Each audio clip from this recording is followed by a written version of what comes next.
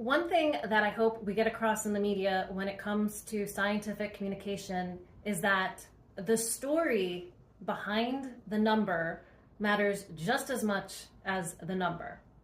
Okay?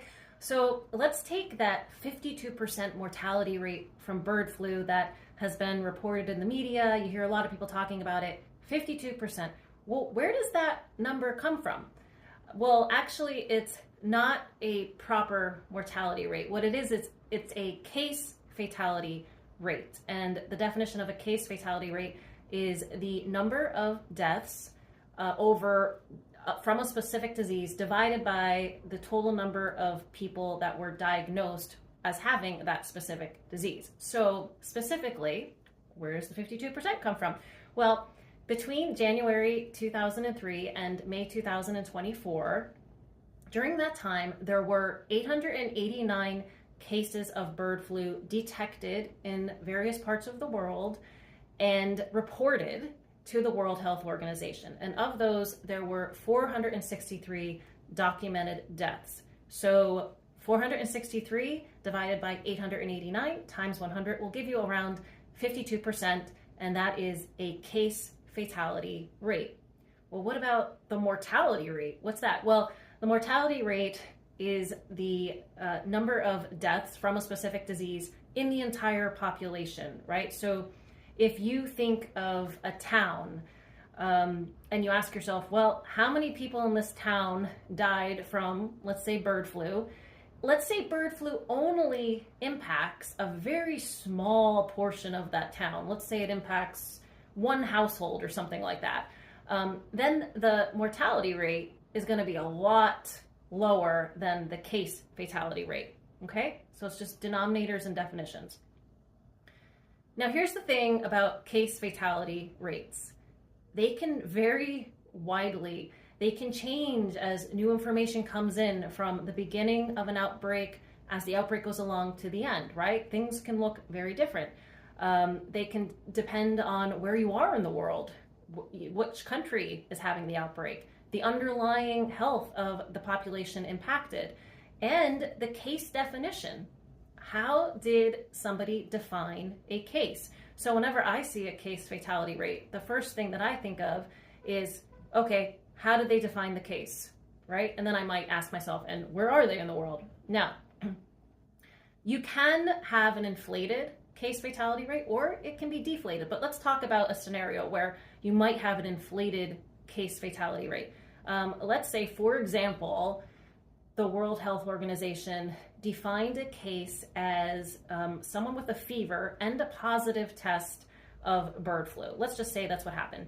And let's also say that the outbreak is in some part of the world that's underserved. Maybe it's rural. The health system is not great. There's no widespread testing. It's not a priority. People are more concerned about working and, feeding their families and just going about their day. In that situation, and maybe, access to healthcare just isn't great. There's a lot of places like that in the world. I'm sure you can think of a few. So in that situation, what's going to happen is the people who feel sick are going to be the ones who are going to go to the hospital or go to a clinic, and they're going to have their temperature taken, right? And they're going to say, oh, they have a fever, and then they're probably going to get tested, and they're like, oh, here's another one, this is another case. So those guys, the ones who are severe, the people who are severe, those are the ones who are going to be getting detected and included in that case fatality definition. Now, who's not going to be detected? Well, it's going to be the folks who might be infected, but they're not severe. Maybe they don't have a fever that's high enough to make them feel uncomfortable. Maybe they feel a little tired, not so great, but I can go about my day. They have the sniffles, a little eye, stuff running from their eyes, whatever. But they're gonna power through it, or they're just not gonna get tested. They're not gonna worry about it. They're gonna be like, yeah, I'll get better with time. Okay, so those folks are not going to be included in the total number of cases. And what's gonna happen? Well, you're gonna have an inflated case fatality rate, right? It'll look scarier than it actually is. Now, what else could, cause a case fatality rate to change or vary? Well, just the location. For example, take a disease like Mpox. If a disease like Mpox hits a portion of the world that is underserved, that is struggling with, basic things like nutrition. They're malnourished. They don't have a lot of money. There's the health system, again, it's not really great. They don't have access to health care. People are struggling, with conflict. Maybe there's armed conflict. Okay, well, those folks, if they get hit with an infectious disease like Mpox, then it might hit them harder than if it hits a place that, is more developed, where they have access to health care, clinician protective measures, and everybody, doesn't have to worry about food, and in general, they're in good health. They don't have to worry about armed conflicts. Okay, well then the case fatality rate certainly could vary. Now, sure, on the opposite end of the spectrum, you can have a deflated case fatality rate. Let's say there's a new infectious disease out there and you don't have widespread testing for it. So you might define it just based on symptoms alone. So let's say, cough, trouble breathing, and a fever. Okay, well, those are pretty not specific, right? So you might start identifying cases that aren't actually cases. And what happens is maybe that's some other virus or something like that. So what happens is you actually deflate the case fatality rate.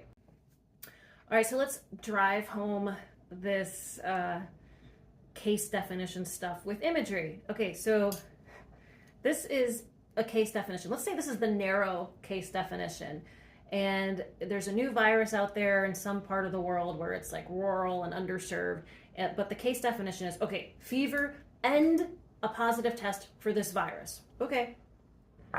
Well, let's say these are all the cases, all the spoons are cases, actual cases. Now, let's say these two guys, they're out working in the field. They're all working in the field. And these two guys are like, man, we have a fever, and they don't feel good. Okay. And they start to feel worse as the day goes on. So then they go to the hospital and they're like, man, we don't feel good. And then they get tested. I'm like, oh, you guys are a case. You're a case. So they go in the case bucket. But who doesn't go in the case bucket? It's these two guys, all right? They're actually cases. Let's say they have a mild fever, but they go about their day, they power through it, and they stay outside. They're not detected, all right? So that's what can happen when you have a narrow case definition, and then you'll have an inflated case fatality rate. Okay, now let's switch this out. Let's say you have now a broad case definition, right?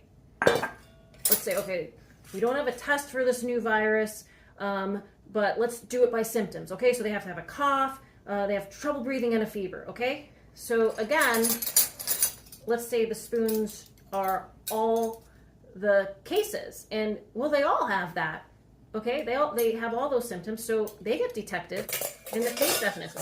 Well, but then what else happens? You have these guys over here, okay? They're not forks. What they are, there's people who have some other type of respiratory virus out there. They have the same symptoms though, and they meet the case definition. So what happens is they get caught in the case definition bucket too, right?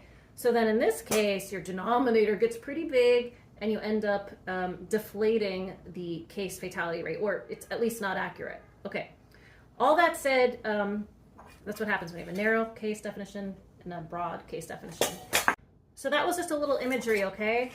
Broad case definition, narrow case definition. Hopefully that makes the case fatality rate and the mortality rates make a little more sense.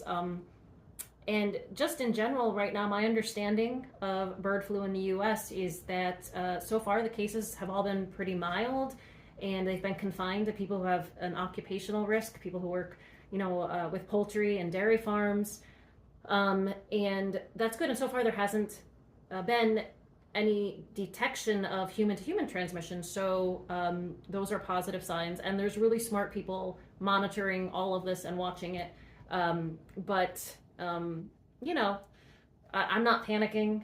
I have other stuff to worry about, but what I wanted to do this video just to kind of at least make you guys think. If you take anything away from this, it's that don't just think about the number that is published, in the article or read aloud on TV.